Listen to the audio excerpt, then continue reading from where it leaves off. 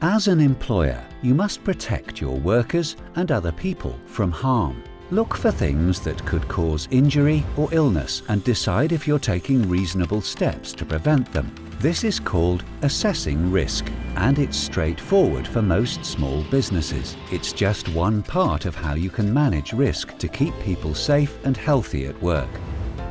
Look around your workplace for things that could cause harm. These are called hazards. Ask yourself, how are people using equipment?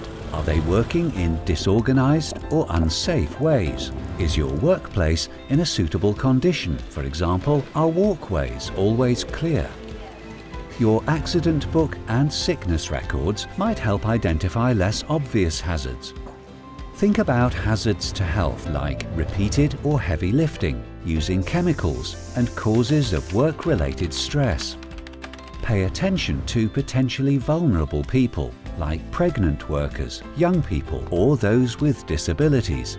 Remember other people who might be harmed, like contractors or visitors. Speak to your workers, as they may see potential hazards and have good ideas to help reduce the risks. Once you know the hazards in your workplace, decide who might be harmed and how, and what you're doing to protect them. It's then much easier to decide what further actions to take and who should carry them out. Sometimes you might not be able to remove a hazard completely, so think about how you can make it less likely to cause harm. For example, you could do the job another way, use different materials or tools, or provide personal protective equipment.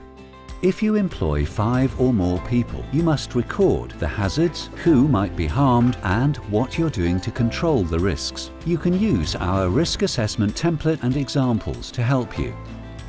Review what you're doing to control risk whenever there are significant changes, like new staff or equipment. You should also review your controls if your workers spot a problem or after any accidents or near misses. Update your records with any changes you make.